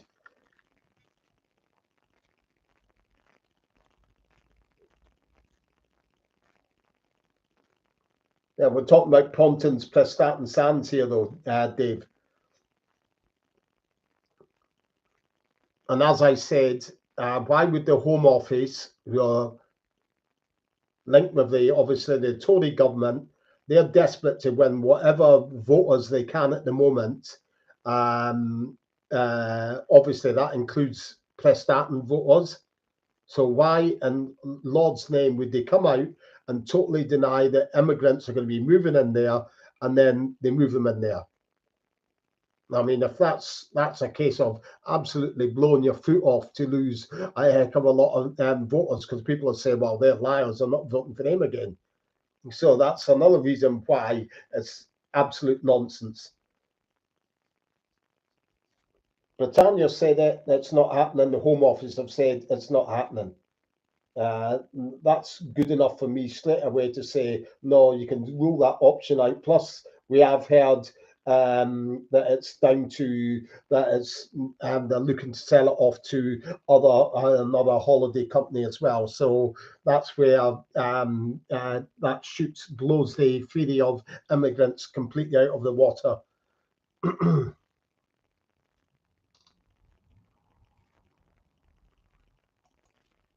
I would say it's the management at the top end, though. Let's not get on to the management of the actual holiday camp itself. I know we had a really helpful one there who was really accommodating when we organised our events there. So it's not the management that at the camp. They can only sort of like work with what they've got at their disposal. It's more of the bad management from up above, like at Britannia level. Obviously, that's the area where I definitely agree with you there. And now, obviously, when you say badly maintained, you can only maintain it so much with the money that's been given to go towards maintenance, which hasn't been enough, in my opinion.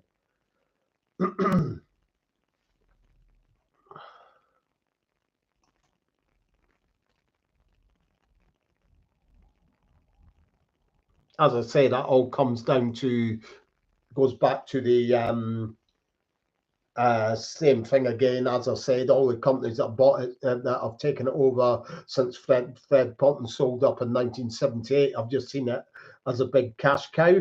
They just wanted to make as much money from it without spending anything on it.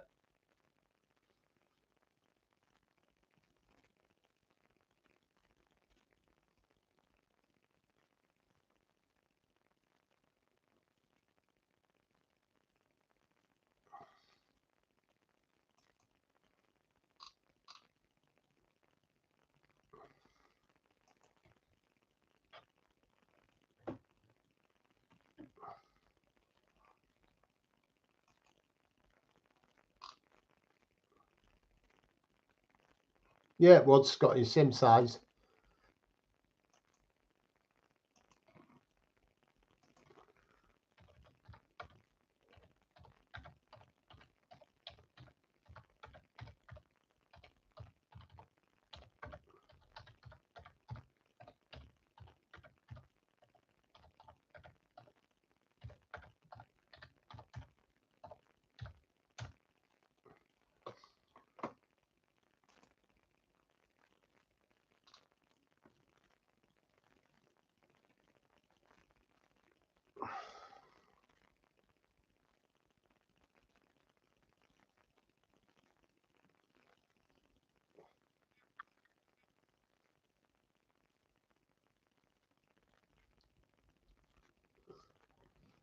As I say, it would be all day for the simple reason is it's just not had any investment in it.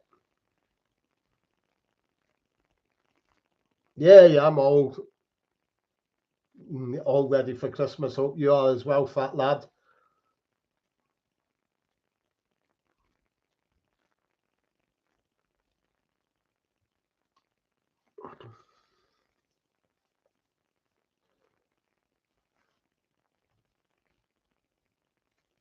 As I said, I don't know if it might be before you came online, Dave. I think, yeah, it's I think the roadmap's already there. If you listen to some rumours that within the next couple of years, Pontins will be no more.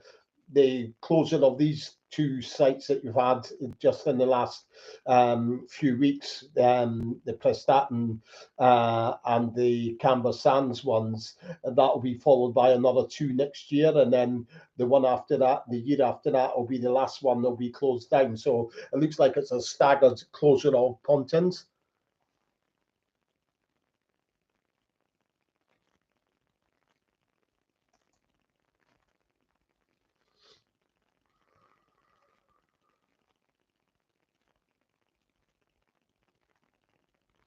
Yeah, there'll be walking tours, Dave. Not too sure where on when about they'll be. Obviously, as I said, the areas that we can cover in terms of walking tours, Boreham Wood, but I've done that one like last year, so I may give that one a miss this time around. The next one might be in either Wood Green or Enfield or Wembley or Lambeth or Peckham. Areas like that are very rich in filming locations, so certainly could be done in those sorts of areas.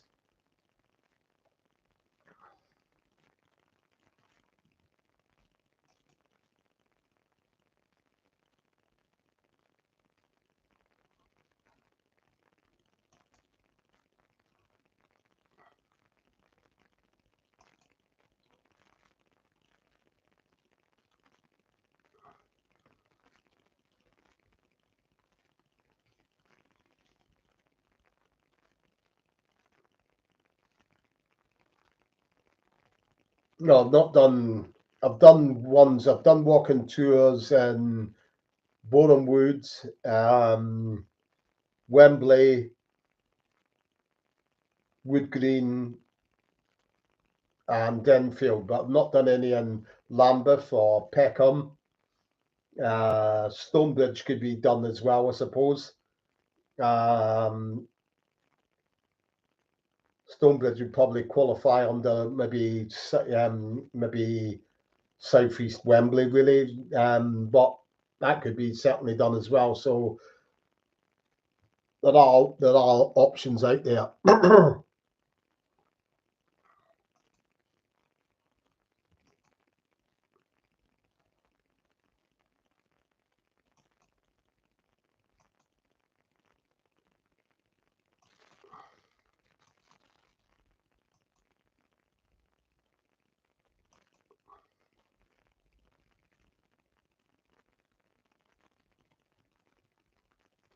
Yeah, there is. There's a fair amount, obviously, that they found a lot of location, a lot of in a lot of the areas. Another one that would be a little bit more difficult to actually get to and actually cover on foot, because it is a bit of walking between them, would be just east of Hampstead Heath, where they filmed on the omnibuses. There's a fair few locations in that area there that could be taken in on a form of walking tour.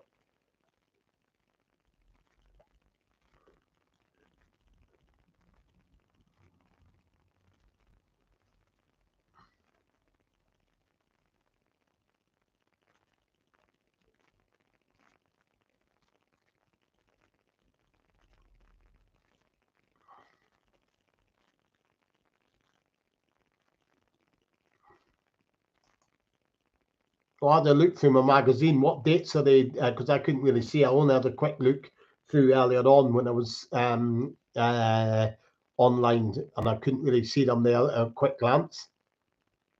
Feel free to post up when they're on, Dave.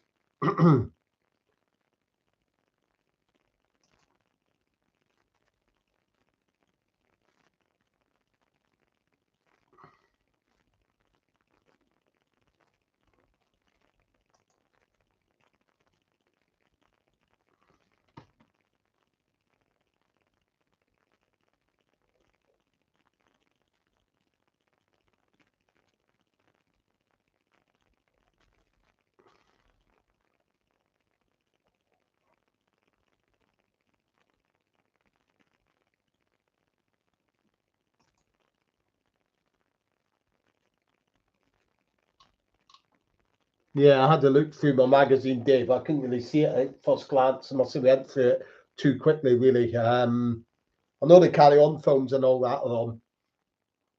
I think they're on over the New Year more than Christmas, the Carry On films.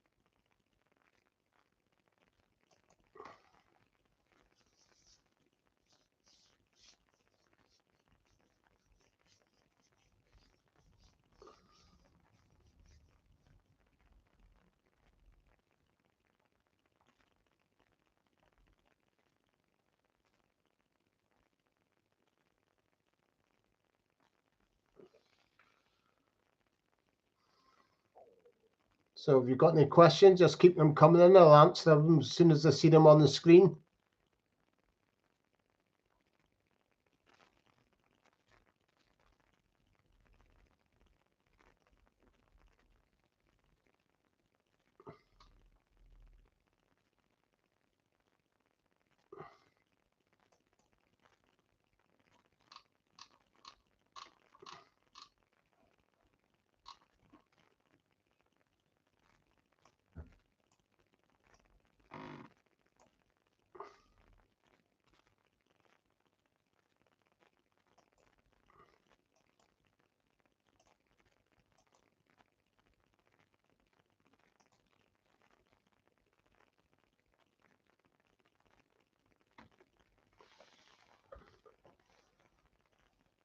Yeah, I'll have to look at my magazine again and find out the dates that they're on, Fat Lad. I'm not exactly sure of the days that the films are on over Christmas.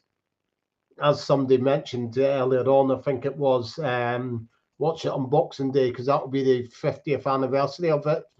Where it was actually released in the cinemas on the Boxing Day 1973.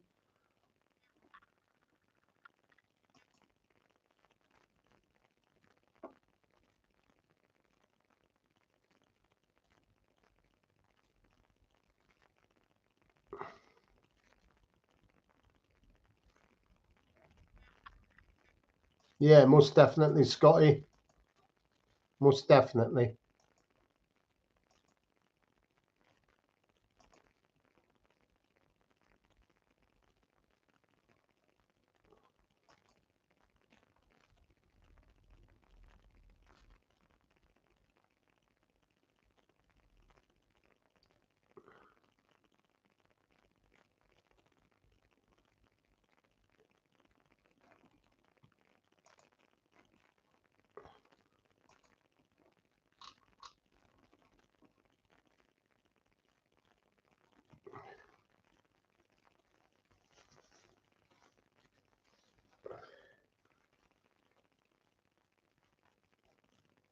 Don't know of anybody else who's actually got the Blu-ray release here, but I know that somebody was asking about it earlier on. I know some people that are on my Facebook group have already got it, where they have already received it. I know that it gets a poor review for the the quality of the picture on the first film. They say that the second and third ones are slightly improvement, but they say that was very disappointing in general in terms of the quality of the picture. That's why I'll stick with my my DVDs. I'm happy enough with what I've got there. That certainly saves me what I think it's £45 for the box set. Big disappointment is that it's not been released by in the UK. It's an actual Australian film that's released it as well, and a massive opportunity was lost. Yeah, see you. Cheers for popping in, fat lad. Massive opportunity was lost on not releasing it. Maybe a box set, maybe about 3-4 years ago, when me and Fox Mulder were pressing for that to happen, for the 50th anniversary on the buses, because they could have had commentaries with Anna still with us. Could have got Anna to do commentaries on the films, would have been great. But sadly, that chance is gone now. Obviously, it's very much a wasted opportunity.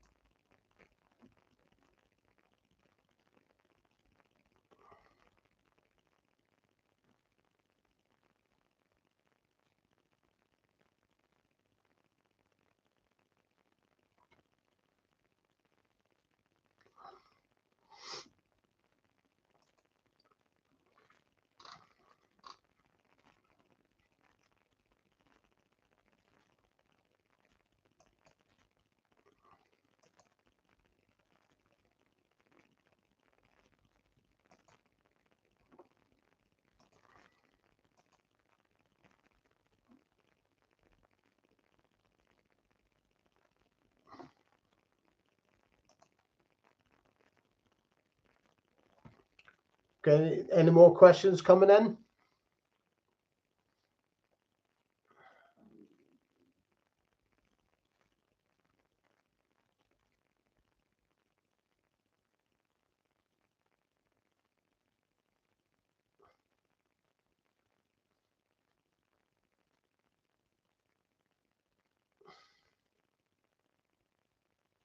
Give it another 10 minutes, and I'll call it a night, I think, unless I get another influx of questions. Been online for over 2 hours now, so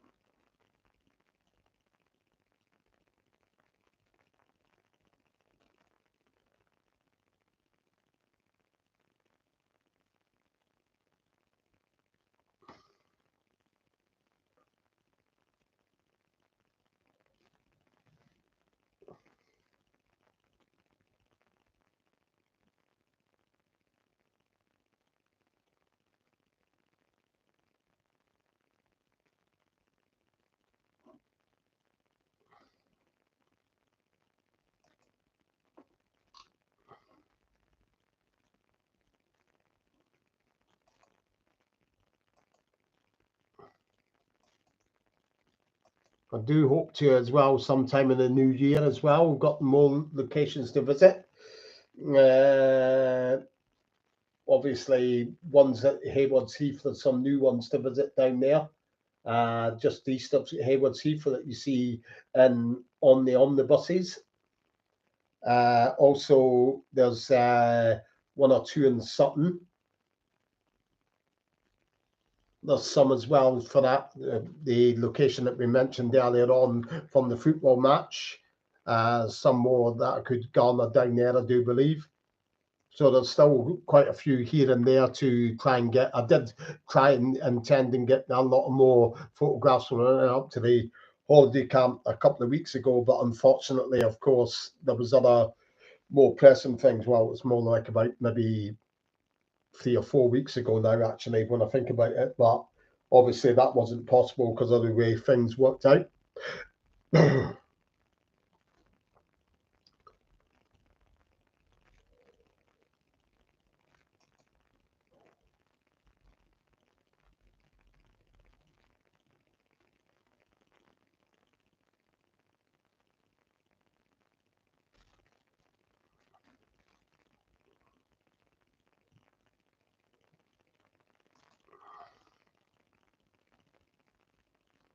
So as I say,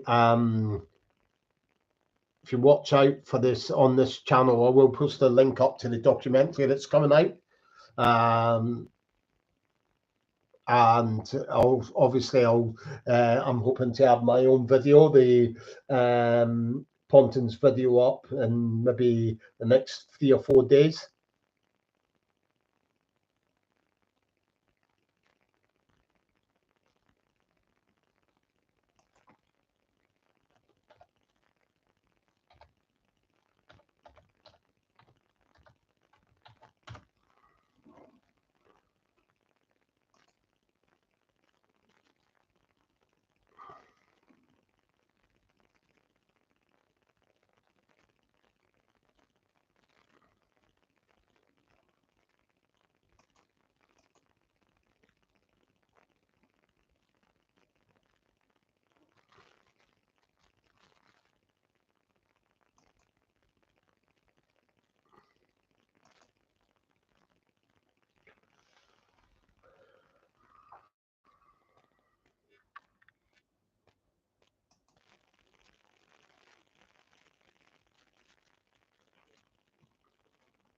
Yeah, I think I'm going to wind it up now anyway, Scotty. Thanks for the company tonight and asking the questions and such like.